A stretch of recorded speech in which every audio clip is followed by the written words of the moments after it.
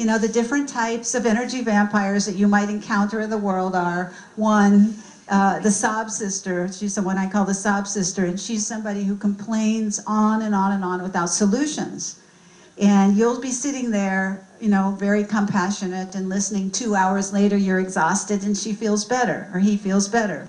All right, that's one type that drains the energy. Another type of energy vampire is the drama king. And this is a person who wears you out with all of their dramas.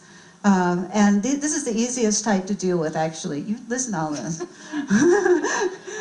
As the drama queen only gets mileage if you give it to her. If you say, oh my God, tell me about your car being towed for the 10th time, then she'll go on and on, or a drama king. But you have to say, I'm sorry this keeps happening to you, but let's get back to work now.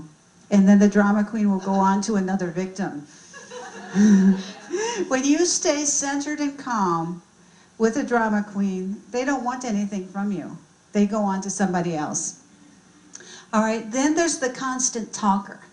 And this is the kind that really gets to me.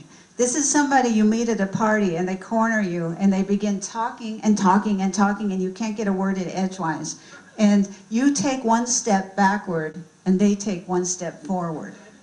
So they're in your face. I actually had an experience with somebody I knew who was an acquaintance who would come up to me and talk to me in my face. She was very close to me, and the first couple times she did it, I was extremely uncomfortable, and I didn't say anything. I tried stepping backward, but she stepped forward, and then the third time I said to her, you know, I really need you to stand a little further back because of my personal space.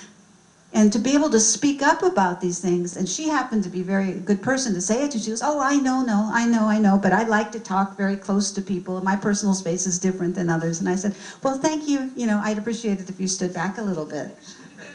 But we have to say this to one another, and we say it the way you say these things.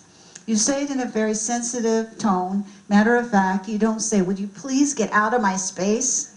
You know, like that. That's not a good thing. But that's what you feel inside. That's what you feel inside. You want them out of your space. But you ask them, and you ask them to move back a little bit. So you have to train people, and people are not used to being spoken to in this way. It's true. It's not, and so you have to risk a little bit in standing up for yourself. All right, another kind of energy vampire is the blamer or criticizer. And this is the one who will make you feel less than, and like you haven't lived up to expectations. All right, this is the big one, I think, for her. But what this can do is that the blamer or criticizer can squash creativity to such an extent that it can make you afraid to fly.